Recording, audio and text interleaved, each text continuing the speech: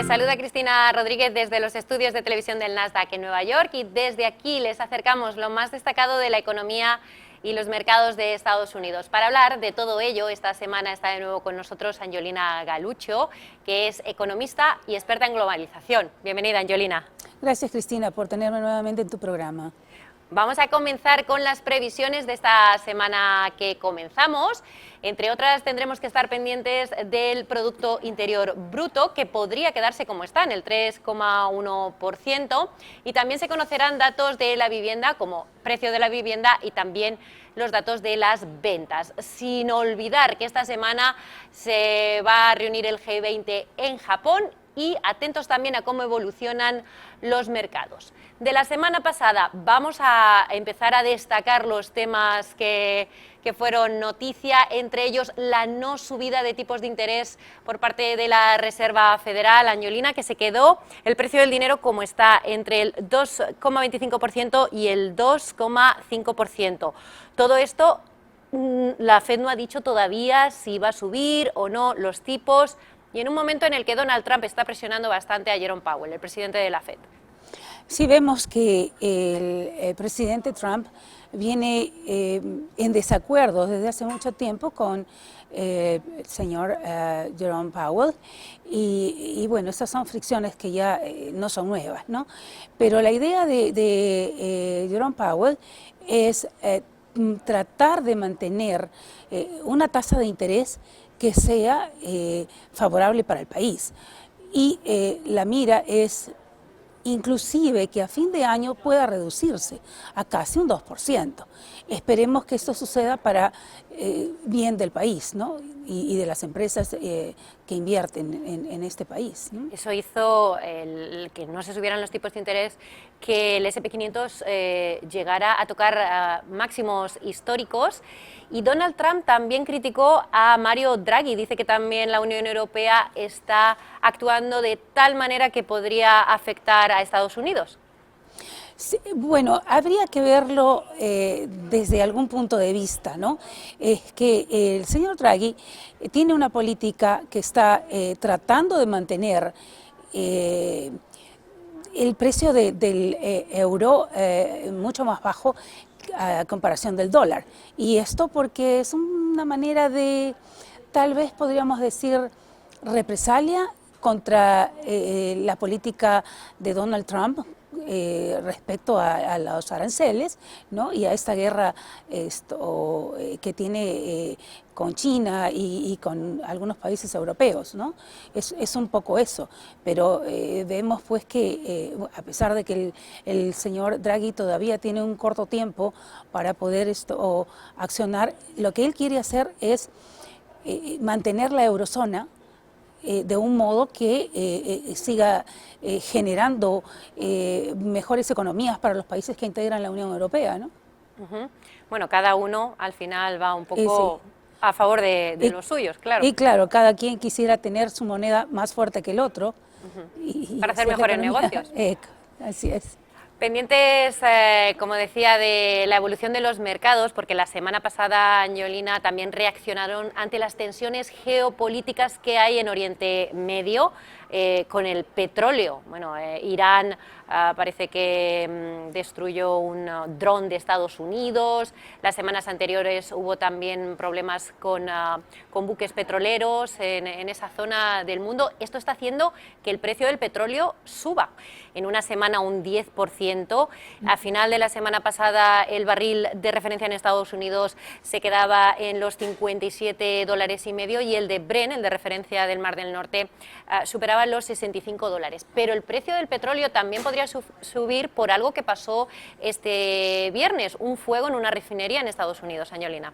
Así es, quería comentar eso y es algo muy importante porque esta es una refinería en Filadelfia que es una de las más importantes en Estados Unidos y sobre todo la costa este, que abastece principalmente a los aviones y a muchas gasolineras, de modo tal que este incendio podría provocar la interrupción de la cadena de suministro o incluso elevar aún más los precios de la gasolina a los consumidores finales, ¿no? Gracias a Dios que no han habido daños personales de mayor magnitud. Vamos a hablar ahora de la guerra comercial. Comentaba al principio que se va a tener lugar a final de semana, el viernes y el sábado, la reunión del G20 en Osaka, en Japón. Y Donald Trump ya ha dicho que se va a reunir con su homólogo chino Xi Jinping y podrían hablar de esas tensiones comerciales y para ver si podrían llegar a un acuerdo final. Siempre van a existir discrepancias porque cada país va a querer jalar hacia su lado, que sea más beneficioso. Solamente esperemos que la reunión tenga un éxito y que sea beneficioso para ambos, porque esta situación, esta guerra comercial está afectando a los consumidores finales, al país entero, principalmente Estados Unidos, porque China puede buscarse otros lugares a quien proveer de sus servicios. Pero Estados Unidos está en una posición en que encarece los productos comestibles, vestimenta, juguetes, es decir, una serie de elementos que son del diario, del consumo diario de las personas. Entonces, todos los que vivimos en este país nos vemos afectados por esas decisiones de querer gravar grandes impuestos, pero por otro lado hay que tomar en cuenta que otros países se están beneficiando. Yo recuerdo haber mencionado esto hace un tiempo atrás, y hay otros países que se están beneficiando. Sí, es bueno que esos países se beneficien, porque están saliendo del subdesarrollo económico y además retiene a su gente en sus países, básicamente Centroamérica y Sudamérica. Pero en el caso del problema con China, se tiene que llegar a un acuerdo, porque China es el principal proveedor de casi todo lo que se consume en Estados Unidos. Entonces, se tiene que llegar a un acuerdo sí o sí. No se puede seguir estirando esta situación que está perjudicando la economía y las finanzas de este país, ¿no? Esperemos que en esa reunión del G20 por fin lleguen a un acuerdo los dos líderes. Y hablando de aranceles, recordamos la situación con México, ¿no? Dijo Trump que iba a poner aranceles a los productos mexicanos si el país, su país vecino del sur, no hacía nada respecto a la inmigración ilegal. ¿Qué es lo que está haciendo México y crees que podría llegar a esas expectativas que quiere Donald Trump? ¿O finalmente Estados Unidos va a poner los aranceles a México? ¿Y esto qué supondría? Se entiende que México ha aceptado poner más de su parte para frenar esta inmigración ilegal desenfrenada, valga la redundancia. Pero la inmigración es no solo de México. Hay que tomar en cuenta que México es una puerta para el ingreso a Estados Unidos, donde muchos, incluso sudamericanos, vienen a través de Centroamérica e ingresan a los Estados Unidos. Pero el problema más grande aquí se tiene que atacar de otra forma. No se puede atacar solamente para decir que los mexicanos están ingresando a Estados Unidos ilegalmente. Hay que saber por qué. ¿Qué es lo que está pasando en México? México tiene los carteles de drogas más grandes y por ello es que muchas familias se ven afectadas al sentir que estos carteles los presionan para que trabajen para ellos. Y muchas de las familias desaparecen, los matan, precisamente porque no quieren colaborar con los carteles. ¿Qué hacen estas familias? Se trasladan a un país donde creen que van a encontrar la libertad y la tranquilidad. Lo que se tiene que hacer es atacarlo de otra manera. Empecemos por esa parte, a atacar los carteles de droga. De ese modo, si la gente en México va a tener una mayor tranquilidad, ellos se van a quedar en su país. Y si se ponen esos aranceles a México, ¿cómo podría afectar a los bolsillos de los estadounidenses y a ambos países? Entonces, sumamos los aranceles que se están grabando hacia China, más los aranceles que se graban a México, entonces, ¿quién sufre? Es el pueblo de este país. Todos los habitantes de Estados Unidos sufrirían porque los precios se irían hacia arriba. Eso no va a provocar que se cree una mayor fuente de trabajo en este país. Bueno, veremos cómo avanza esto, porque Donald Trump ya ha dicho que se va a presentar para ser reelegido como presidente. Y quería preguntarte, desde que él está en la Casa Blanca, ¿cómo ha evolucionado la economía de este país? Y en lo que le queda, ¿cómo crees que continuará?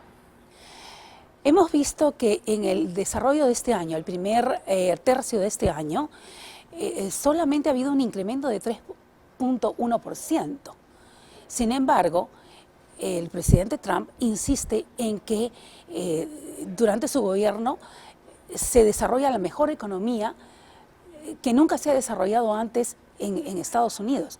Yo tengo una cifra acá que en el año 2018, es decir, el año pasado, su punto más alto, su pico fue 4,2% en el segundo semestre, ¿no? Que ha sido pues el nivel más alto. Pero sin embargo esto no alcanzó siquiera a que en el año 2014, durante el gobierno del presidente Obama, hubo un 5,1% en el segundo semestre del 2014. Entonces, ¿de qué economía, de qué mejora en la economía estamos hablando? Para que el presidente Trump pueda superar estas cifras, él tendría que superar incluso cifras de hace más de 100 años, de presidentes que han habido mucho más atrás, y entonces allí Podría decir podríamos que su economía es la mejor, ¿no? El crecimiento de Estados Unidos. Definitivamente, sí. ¿Y crees que estamos en un momento de recesión, Angelina? Muchos expertos dicen que estamos en recesión. Yo sí pienso que hay una recesión. Yo creo que hay una recesión porque si bien hemos visto que en el mes de mayo las ventas, los retails han podido vender ligeramente más, eso ha sido prácticamente porque se produjo el Día de la Madre, la gente compra, hace regalos, pero en los demás meses no. Los demás meses ha habido una desaceleración en las inversiones, tanto de empresas como del público en general. Entonces no podemos decir de que existe pues una economía que está creciendo de un modo que nos pueda alegrar a todos. Eso no está pasando. Definitivamente no está pasando. ¿Y qué es lo que va a pasar si el presidente Trump continúa con esta política tan, digamos, proteccionista? Pero es una política proteccionista que no tiene un respaldo. Ese es el problema, porque si tuviera un respaldo, bienvenida a la política proteccionista, porque va a incrementar las fuentes de empleo en este país y va a generar un mayor PIB para este país. Pero no se produce, ¿no? Esperemos que cambie, esperemos que sus asesores, que él escuche a sus asesores, porque ese es su principal problema, no escuchar a sus asesores. Si no le gusta lo que dicen, los despide. La puerta es del mismo tamaño para entrar que para salir, así se lo dice. Antes de terminar, Angelina, también fue noticia de la semana pasada que la red social Facebook ha creado su propia criptomoneda que se llama Libra. ¿Por qué crees que una red social lance una criptomoneda? ¿Qué pretende Zuckerberg en un momento en el que justo estas monedas electrónicas no pasan por su mejor momento? Aquí hay algo, esta es una idea brillante, como se le ocurrió a él crear el Facebook. Entonces, la idea, ¿por qué es tan brillante? Primero porque él está respaldado por el gobierno. No es como las otras monedas virtuales que no han tenido un respaldo. En este caso sí, él va a tener un respaldo, y además que tiene socios que son claves, como por ejemplo Visa o Mastercard, además de otros medios de pago, PayPal, eBay, diferentes medios de pago. Entonces, él tiene básicamente un monopolio en la red social, vamos a llamarlo de esta manera, porque está abarcando Facebook, está abarcando Instagram, WhatsApp y una serie de comunicaciones que hacen. Él tiene miles de millones de personas en sus bases de datos. ¿Qué mejor negocio que sacar esta idea y poder difundirla a estos miles de millones de contactos que él ya los tiene? Él tiene su información, ¿no? Entonces, la idea de él, según lo que se ha dicho, es que él básicamente quisiera entrar hacia los mercados que tienen una economía muy voluble, ¿no? Y que sirva esto como un medio de pago. Es básicamente una especie de medio de pago, pero que tiene un respaldo. Eso es importante. Obviamente él va a tener un éxito. La idea ¿Más que otras criptomonedas que Bitcoin? Es lo que se vislumbra. Vamos a ver qué sucede, porque las ideas son brillantes, pero hay que tratar de que permanezcan en el tiempo, ¿no? Es que sea sostenible. Si no es sostenible en el tiempo, eso lo dirá la experiencia de acuerdo a lo que se vaya desarrollando y cómo el público lo acepte. Lo que se entiende también es que será un poco más de como el Venmo, que es para poder hacer pagos o transferir dinero o enviar dinero al exterior. Entonces, va a ser, si tiene, digamos, cobros o fees bastante bajos, va a traer abajo a cualquier otro medio de pago existente, ¿no? Bueno, el tiempo lo dirá. Veremos cómo evoluciona esta nueva criptomoneda de Facebook. Angelina, muchas gracias por estar de nuevo con nosotros aquí en Estrategias de Inversión. Gracias, Cristina, a ti por tenerme nuevamente. Y a ustedes les esperamos con más noticias de la economía y los mercados de Estados Unidos desde aquí, desde los estudios de televisión del Nasdaq en Nueva York. Saludos, Cristina Rodríguez.